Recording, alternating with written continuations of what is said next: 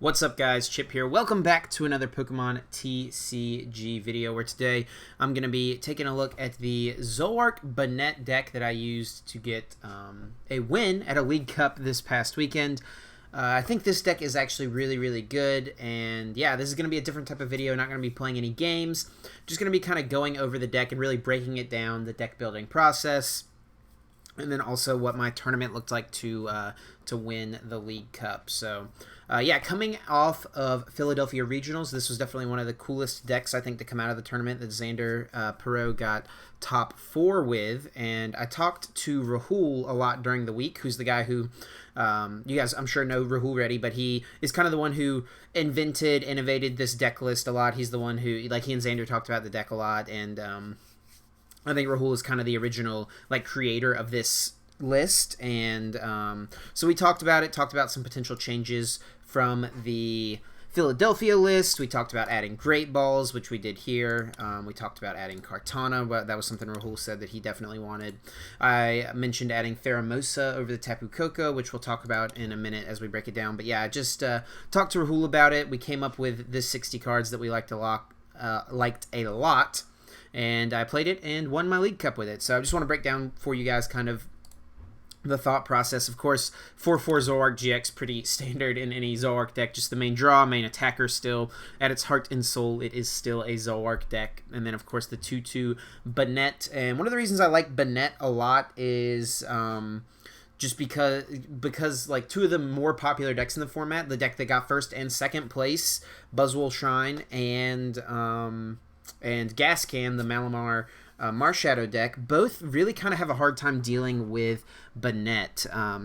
You know, against the Buzz Shrine decks that don't play Weavile, Banette is just so good. It knocks out basically all of the Pokemon in the deck, with them not having a really good response to it, especially since it's resistant to fighting. And if they're playing Weavile, we do have the weakness policies as an option, but also, you know, Trash Lance is still really good there. Acid Spray, also a attack I set up against a, you know, Buzz Shrine Weavile deck that we'll talk about in a little bit. So you just have options for basically every matchup, which is one of the things I definitely like.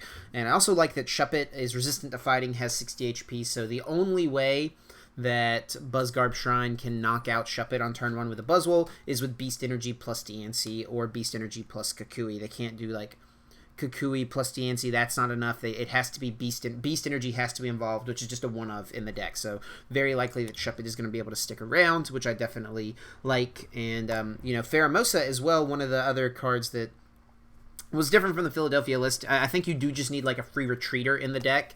Rahul talked about, like, maybe doing Escape Board instead of playing an actual Pokemon. But Pheromosa provides a couple things here. First off, you know, it does have the free retreat.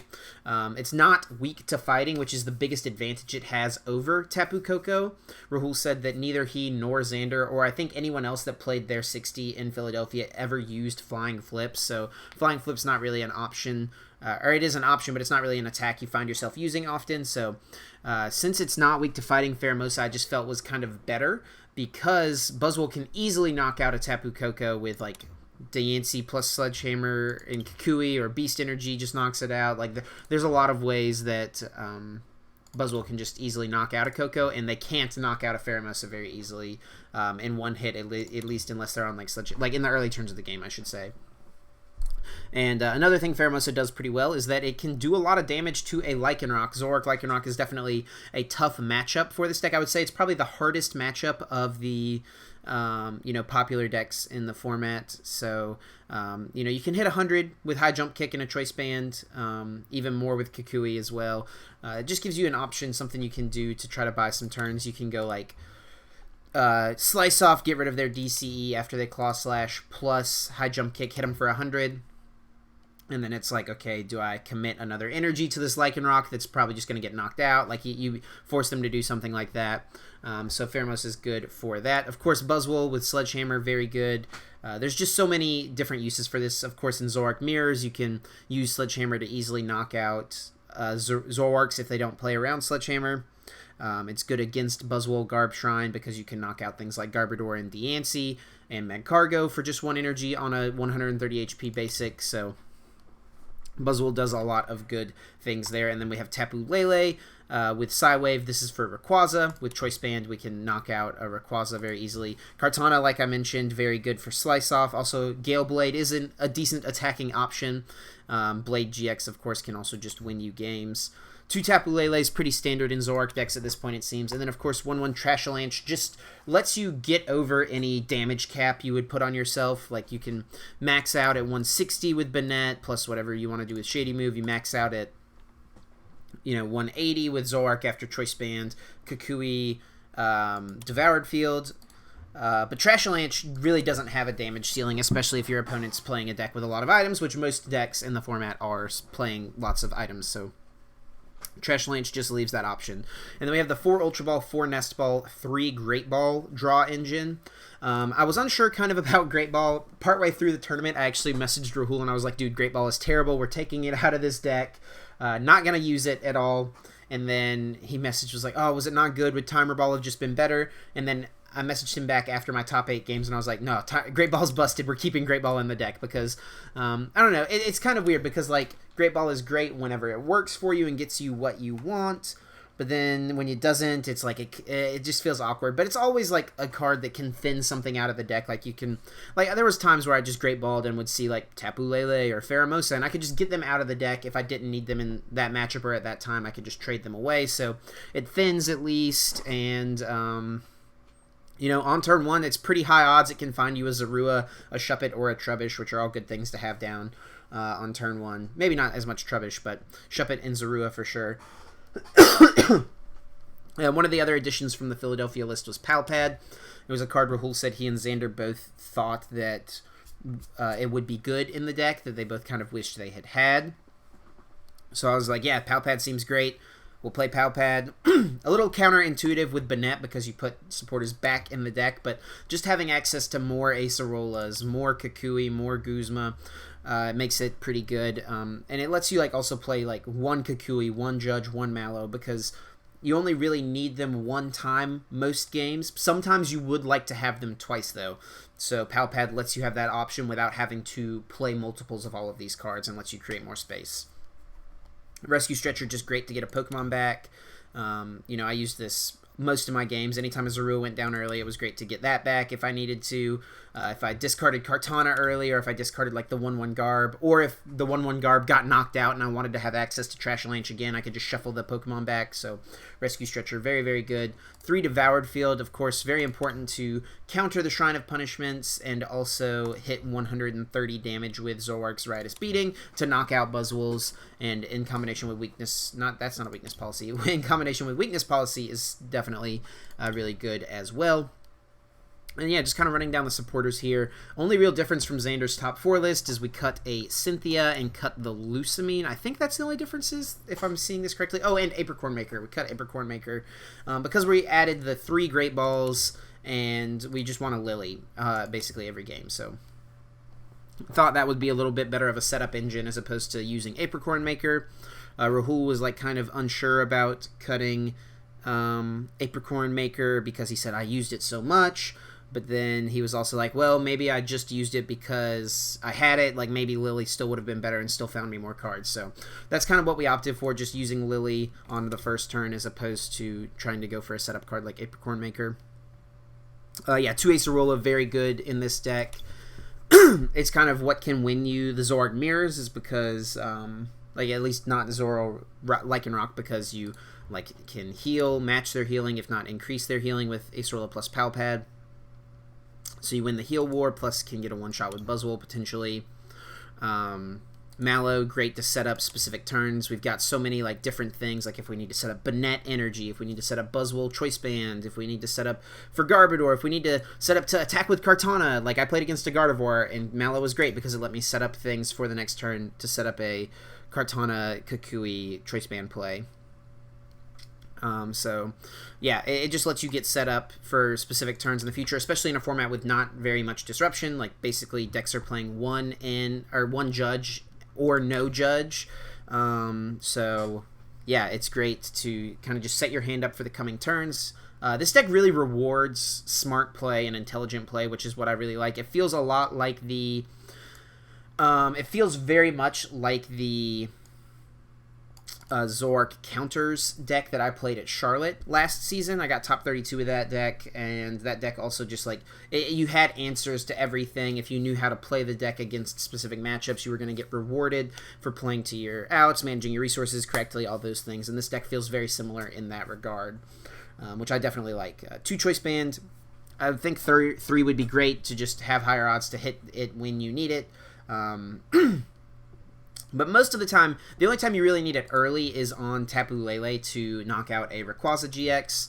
Other than that, you can like find it for Banette later to get the Banette, Rainbow Energy, Choice Band, Guzma on a Lele, Shady Move a counter to Lele, and then Shadow Champ for 160 to knock out Lele. Like, that's a pretty common play with this deck, but you do that later on, so Choice Band is fine to find later. Same thing with Trash Lanch. You really won't be using Trash Lanch until later in the game most often, so Choice Band is not something you need super early. So really the only time I want Choice Band early is if I need to set up, like in my top 4 match, I played against a Gardevoir and wanted to be able to have the option to Gale Blade, Kukui, knock out a Guardy, and against Rayquaza GX, you want to have the option to Psywave early. I didn't play against any Rayquaza, so it didn't ever hinder me too much. And 2 Weakness Policy is really good. Weakness Policy is very important going into Sledgehammer turns against decks like Buzzgarb Shrine, or against decks like Zoroark, Lycanroc. It's important as well to just make sure they can't Claw Slash and knock out multiple Zoroarks with, like, if they can take 4 prizes with 1 Lycanroc, you probably lose the game, so Weakness Policy can prevent that.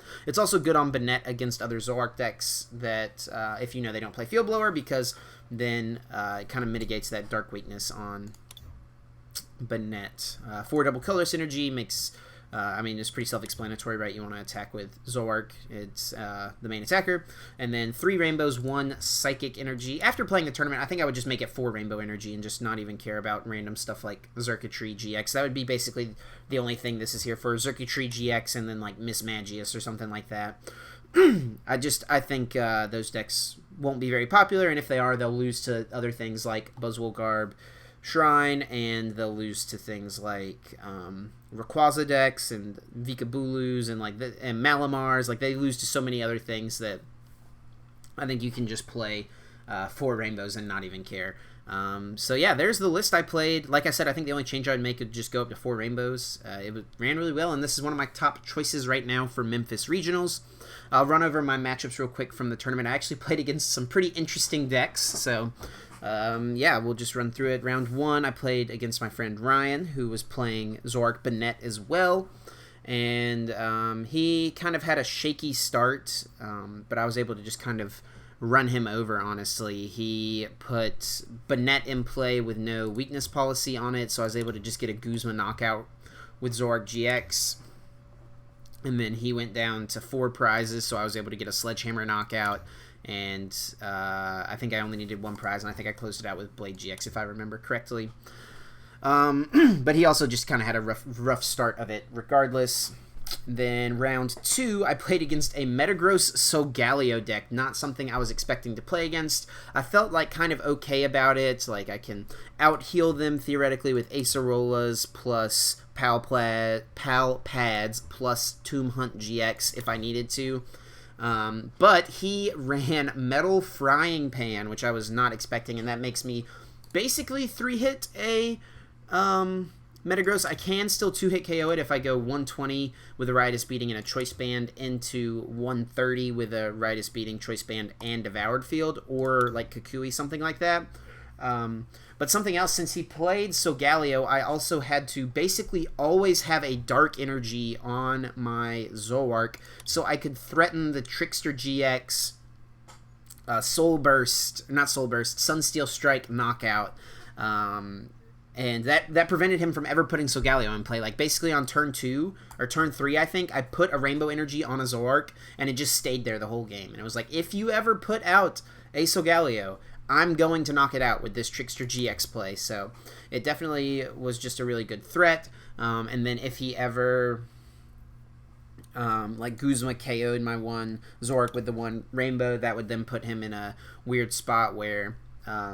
he wasn't able to play like Hala or Cynthia or something like that, and probably wasn't able to find healing, so then I could just get a Guzma knockout, things like that. So it was definitely a really grindy game, and thank goodness this cup actually did 40 minutes best of one instead of 30 minutes best of one, and it was a great thing they did that because our game took like 38 minutes, and I did win, but it was a very long, very grindy game, and it did eventually, I did eventually come out on top. I think I ended up winning with Banette-GX, if I remember correctly.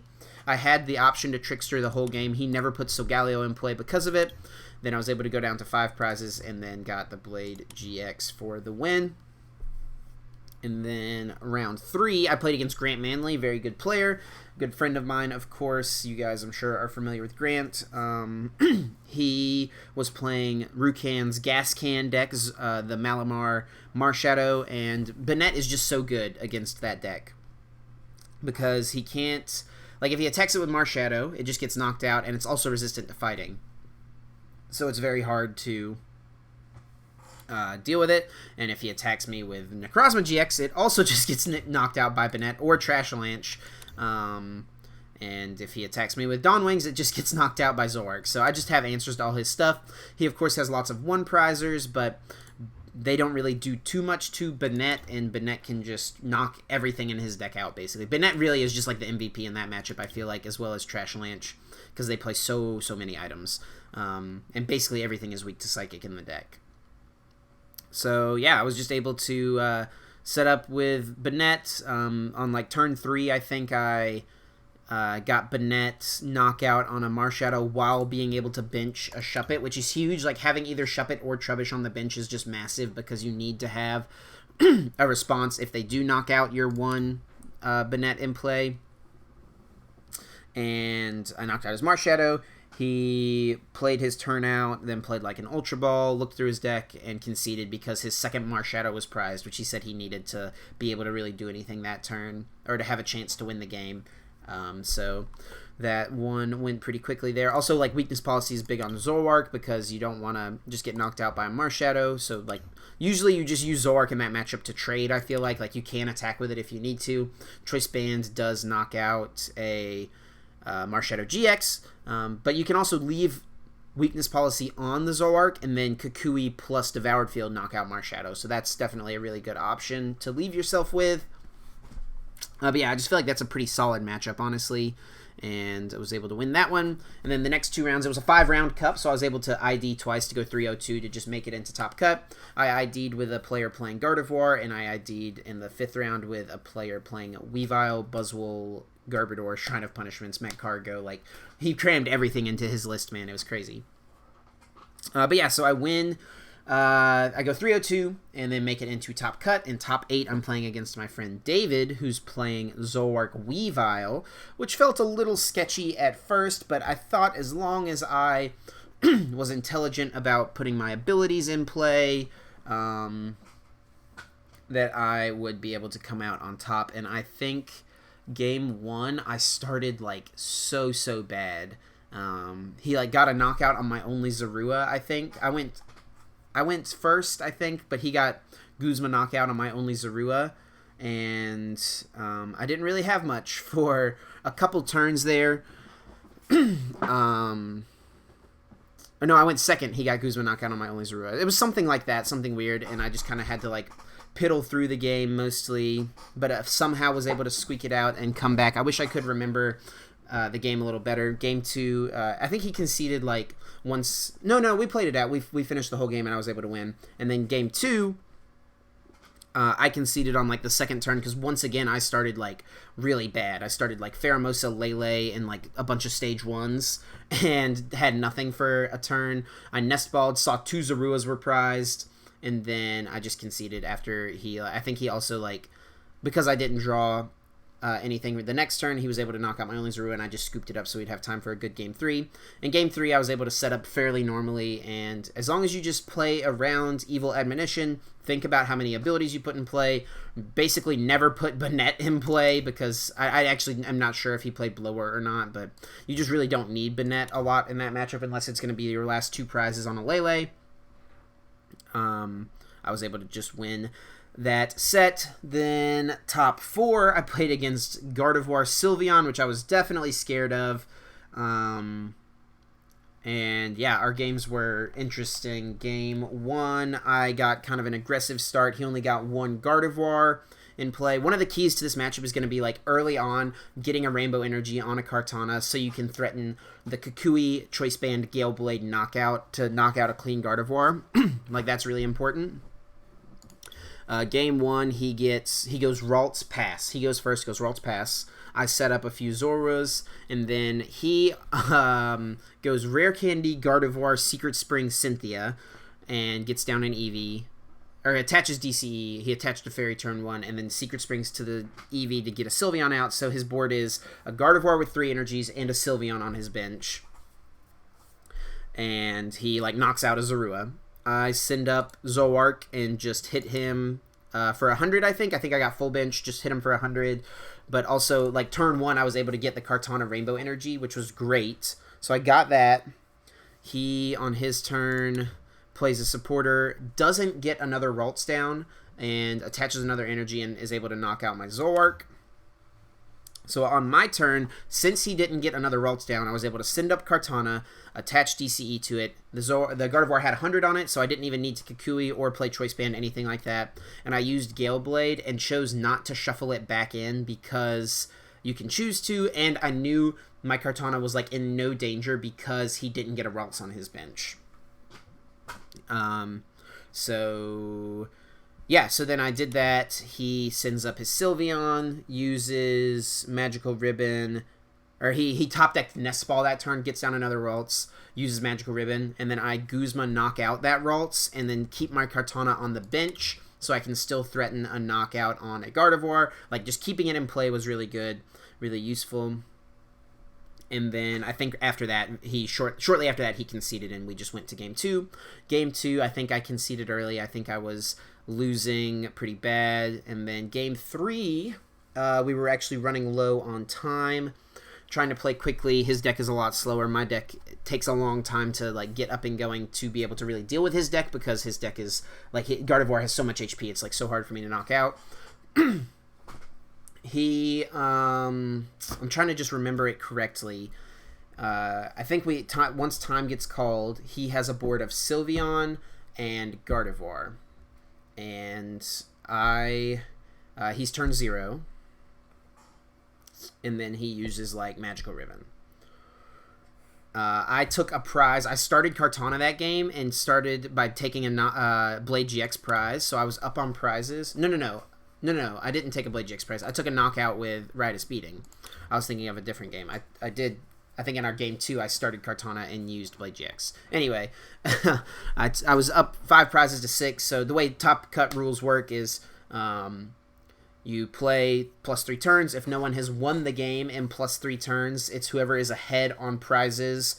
Or if they're tied on prizes, it's whoever takes the next knockout. So, yeah, so in, he Magical Ribbons. I send up Banette, and I hit his Sylveon for 90 or 100, I think. And then, but that turn I also Mallowed to try to set up. I already have a Kartana on my bench with a Rainbow Energy on it. So I Mallow, and I'm trying to set up the Kukui Choice Band knockout so I can knock out either the Sylveon I'm going to do a ton of damage to, or the Gardevoir on his bench. Whatever he sends up, I have a response to. And I look through my deck, and both of my Choice Bands were prized. In my 5 prizes, I had both Choice Bands in there, so that was no longer an option for me, but he had a lot of energy on his Gardevoir. So I, that turn, attached a Rainbow Energy to a Zoroark-GX, and I had to try to set up a Trickster play to Infinite Force knock him out. And, I actually ended up messing something up here. I got a little lucky here, guys. So I used Shady Move. I was hitting the Sylveon for 90. I remember this now. So I was hitting Sylveon for 90, and I used Shady Move, and instead of putting the 10 on Gardevoir, which is where it should have gone, I put it on Sylveon so that if I played another supporter, I had the option to knock it out. But he had just Magical Ribbon, so I should have known he would use Acerola or Max Potion, something like that, to heal the Sylveon. But I was scared of him being able to, like, heal the Gardevoir, but if he healed the Gardevoir, he probably wouldn't have been able to knock out Banette. So, basically, I kind of messed it up, left the Gardevoir with no damage on it, and he uses Acerola, sends up his Gardevoir, attaches to it, and I think he's, like, doing a little math in his head, and I, like, was just thinking, oh, no, I messed it up. After my Choice Band... or after my Kukui plus Devoured Field, I'll be doing 220 damage, which would have left me 10 damage short of knocking out the Gardevoir. But he, I guess, maybe did a little math wrong on his end as well, and he attached an extra energy that he didn't need in order to knock out my Banette. So he knocked out my Banette, and then I was able to send up Zoroark. I was able to get Rainbow, get Kukui, get Devoured Field, and I was able to knock out the Gardevoir by using Trickster GX to copy Infinite Force and win the game. So I got a little lucky. He messed up, but I also messed up. So if I had put the damage correctly on the Gardevoir, I would have been fine. So I still should have been able to win that game, but I almost didn't because of my own mistake. So thankfully, ended up not mattering, didn't cost me anything. And I got the win there in top 4. And then in finals, I'm playing against my friend Eddie, who is playing Baby Buzzwole, Weavile, Garbodor, Magcargo, Shrine of Punishments. This guy just crammed everything into his deck, which was definitely scary because, like, he has answers to all of my stuff, right? He has Weavile, which can hit me really hard because I play so many abilities. And yeah, all of our games were, like, really weird games. One of my games, I really don't remember how quite everything played out. I just remember one of my games I opened up Buzzwole, Pheromosa, and, like, no Zoruas, and then just conceded 2 turns later. And game 3, let's see. Or no, game 1 I, like, almost didn't win because he was able to knock out my only Zorua turn 1. I was able to set up Acid Spray Garbodor, though, and Acid Spray on Garbodor took, like, 3 prizes for me or something like that before he could deal with it. So that was very good, and because of that, I was able to win game 1.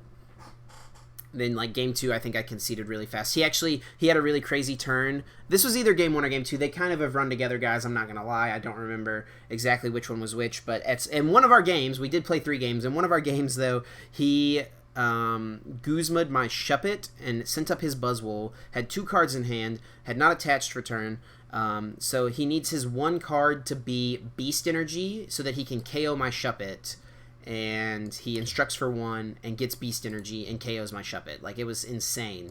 It was like the exactly what he needed. He got it, and then because of that, I just, like, conceded the game from there. I think that was game 1, and then I think I won the 2nd and 3rd game. But anyway, moving into game 3, I am going 2nd because I won game 2. I think that was game 1 that he got the Guzma Shuppet play. But anyway, I'm going 1st game 3. I remember that. Nope, never mind. I'm going 2nd game 3. I remember that. There we go. He starts Buzzwole, and then he benches Buzzwole, Diancie, Oranguru, Trubbish, Sneasel. So he had 6 basic Pokemon in his opening hand. Puts them all down. And, like, instructs for 2, passes. So he has nothing, and he didn't get down a Slugma, which was huge. He never got Magcargo up and running until it was way too late in this 3rd game. So I was just able to kind of set up aggressively, and he didn't really draw out of it for, like, 2 turns. No, it was like 4 or 5 turns. I think he didn't really ever get up and running. I was able to go down to, like, 3 prizes left. He can definitely still win, though. He does eventually get out Magcargo, and then he takes a knockout on a Zoroark, goes down to 4 prizes, so then I'm able to Sledgehammer with Buzzwole. I go, like, Buzzwole, attach, Guzma, Diancie, I think. I think I wanted to Guzma Diancie because I knew he played Counter Energy, and I didn't want him to be able to swing around, KO a damaged Zoroark with, like, 40 damage on it or something like that. So I Guzma'd Diancie and Sledgehammer knocked it out. Then he, on his turn, whiffed an energy attachment, or whiffed a knockout on the Buzzwole. He, like, sent up Weavile. I had 2 abilities in play, and then the Rainbow on Buzzwole, so he needed to Kukui plus have an energy to attack with Weavile, and then he whiffed it. And so then I just Sledgehammer knocked out his Weavile. I go down to 1 prize left. And I think I had like Zoroark with a DCE and Garbodor with a Psychic on my bench. So I basically just had checkmate because he can't deal with both of those Pokemon, and I just win the game. So there you go, winning the League Cup. Yeah, I think, like I said, guys, I think this deck is very, very good. My top contender right now heading into Memphis. We'll see, based on Frankfurt Regionals, which is this weekend, I believe. We'll see kind of what comes out of that, what things like newly get innovated, things like that, and if that changes the format at all. But if not, this is definitely a really strong play, I think, for League Cups and for Memphis Regionals. Thank you guys so much for watching 30 minutes of me ramble about this deck. And definitely make sure you leave a like if you enjoyed. And let me know what you think about Zoroark Banette currently. And that's going to do it for me, guys. Thanks for watching. Until next time, take care.